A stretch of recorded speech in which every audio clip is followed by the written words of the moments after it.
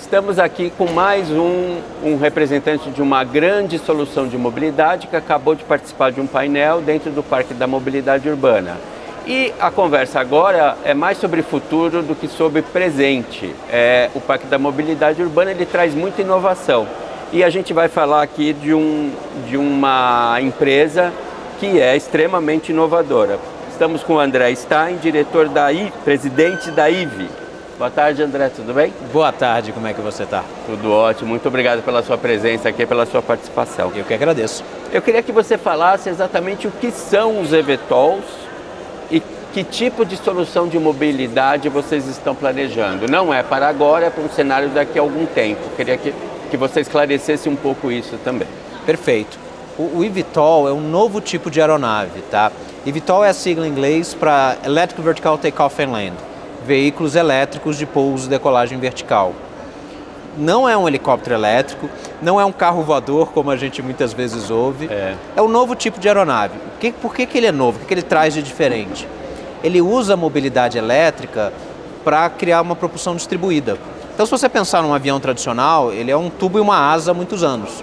O que a eletrificação te traz é essa liberdade de projeto. Então, você consegue fazer uma aeronave com asas, como um avião, que é um jeito de voar para frente muito mais eficiente do que você voar pairado como um helicóptero, mas que você tem a capacidade de decolar vertical. Como isso? Você tem 8 rotores, como um drone, para decolar verticalmente, e a partir do momento que você decola e você começa a mover para frente, você tem outros rotores que te movem para frente, você desliga esses rotores e voa como um avião, de uma maneira muito eficiente, muito quieta também, silenciosa. Exatamente, a pegada de ruído é até 90% menor do que um helicóptero equivalente. Então a eletrificação te permite criar esse novo tipo de veículo que é muito mais eficiente, consequentemente pode ser muito mais acessível do ponto de vista econômico do que um helicóptero, porque você também está endereçando o maior custo da aviação hoje, que é combustível, então você usar a eletricidade é um jeito muito mais eficiente também em termos de custo. Você está endereçando manutenção, que é um dos grandes custos do helicóptero, que é uma máquina extremamente complexa. Com o motor elétrico ele é muito mais simples e por você ter a propulsão distribuída você não precisa ter tilt, você não precisa ter controle de pá. Então você faz uma máquina muito simples, fácil de manter, com custo de manutenção baixo. E até o volume da operação que é esperado vira um pouco até de ovo e galinha, porque ao você endereçar os principais custos, você também cresce o volume. E aí você também endereça a questão de massa, de ser uma coisa de uma escala maior e endereça o custo. No longo prazo, a gente vê inclusive esse veículo se tornar autônomo. A gente imagina começar a operação com 4 passageiros e um operador do eVTOL na frente, mas a partir do momento que o ambiente regulatório, nós nos tivermos muita confiança da questão da segurança do movimento para o autônomo, você passa a ser autônomo e carregando até 6 passageiros no mesmo veículo. E também a gente está falando aí da redução total de emissões de carbono, né? Absolutamente. A sustentabilidade aí é 100%, né? A sustentabilidade começa muito bem com um veículo 100% elétrico, então 0 emissões locais, não é o suficiente, a gente não está olhando só isso. A gente está olhando toda a cadeia produtiva, a produção da energia, temos parcerias com empresas de energia renovável para assegurar que a gente está olhando o conceito inteiro, os materiais, o que vai ser feito com a bateria depois da primeira vida. Estamos trabalhando nesse pedaço também para garantir que você tenha uma pegada de carbono neutra e todos os outros aspectos da questão ambiental, desde o ruído, que eu já falei, mas também da qualquer outro tipo de emissão, poluição, a poluição residual. A gente realmente está focado em trazer uma solução sustentável. E qual é o objetivo? É fazer um transporte de pessoas dentro de uma mesma cidade, de uma mancha urbana como São Paulo, por exemplo, a pessoa se deslocar de uma região central para a região metropolitana? Qual é, digamos, a autonomia que essas aeronaves vão ter e qual é o público que vocês procuram fidelizar, digamos assim? A gente está olhando, e a gente está desenvolvendo aeronave, mas também está desenvolvendo um portfólio de serviços, de suporte, soluções de controle de tráfego aéreo urbano, parcerias para operação. Então é uma solução de mobilidade aérea urbana mais completa. E o grande foco disso é a mancha urbana. E a gente fala até uns 100 km mais ou menos de autonomia. Lembrando que é 100 km por ar, né? Então se fosse por terra dá quase uns 150 dependendo do tanto desvio que você tem que fazer. Isso engloba a mancha urbana inteira de São Paulo e até mesmo as cidades próximas, Santos, Campinas, São José. Chegam nesse raio de 100 quilômetros. Por que isso?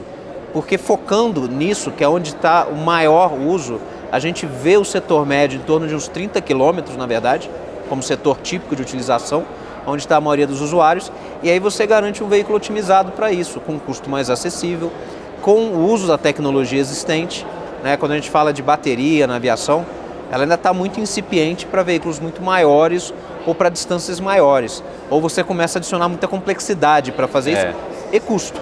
Então, esse é o foco, onde a gente vê o maior uso, lembrando que aqui dentro de São Paulo, a gente está falando de distância, mas pensa em tempo, né? Quando a gente pega um voo de outro continente, a gente atravessa um oceano, atravessa um continente em algumas horas, aí chega de Guarulhos para chegar onde você quer, mais algumas horas, às vezes 4, 5 horas facilmente. Então, em termos de ganho de tempo, isso vai trazer muito tempo de volta como uma opção de mobilidade, tá? A gente não tem a pretensão de resolver o problema do trânsito sozinho. Claro, claro. São pedaços do quebra-cabeça e a gente está trazendo mais uma opção para esse tipo de distância, para essa distância média de uns 30 quilômetros de locomoção, o que se torna cada vez mais parte do dia a dia, particularmente quando você pensa em home office, as pessoas trabalhando de casa, pô, não preciso morar do lado do escritório, eu vou para o escritório uma vez por semana. E aí, por que não, né? Passa a ser quase uma pequena viagem de negócio você ir para o escritório. E aí você pode morar, às vezes, numa casa maior, melhor qualidade de vida e vir de vez em quando.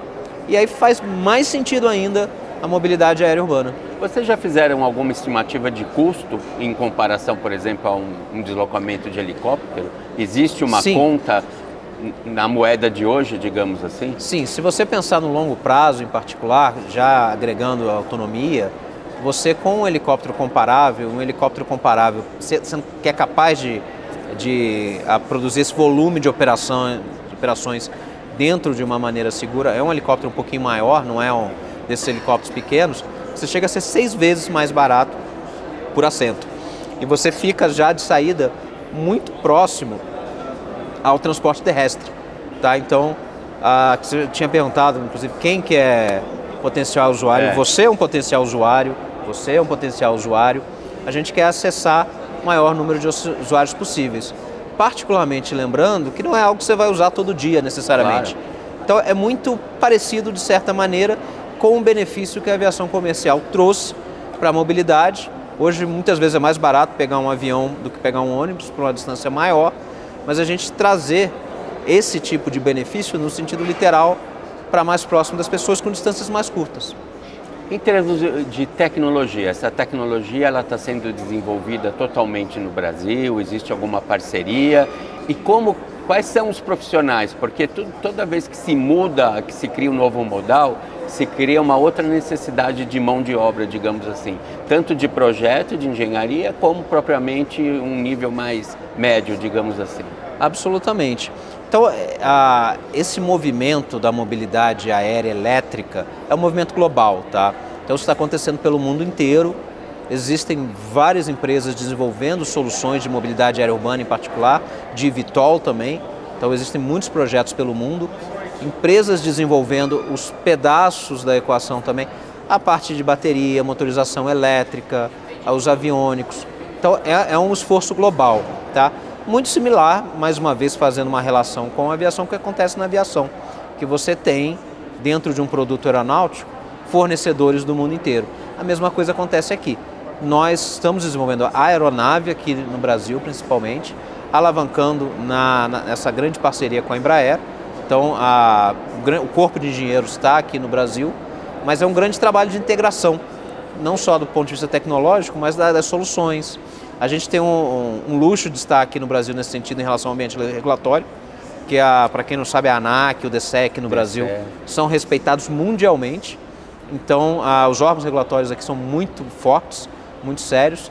Isso ajuda a criar essa solução conjunta, então. Muito obrigado, André, pelos esclarecimentos. Foi realmente uma conversa muito interessante, com muita informação nova. E com certeza esse assunto vai estar em pauta aí nos próximos anos. Esse é um dos futuros da mobilidade. Um dos futuros da Estamos construindo um futuro da mobilidade e é uma nova fronteira para a aviação. Então é um momento único para a gente. Muito obrigado. Eu que agradeço.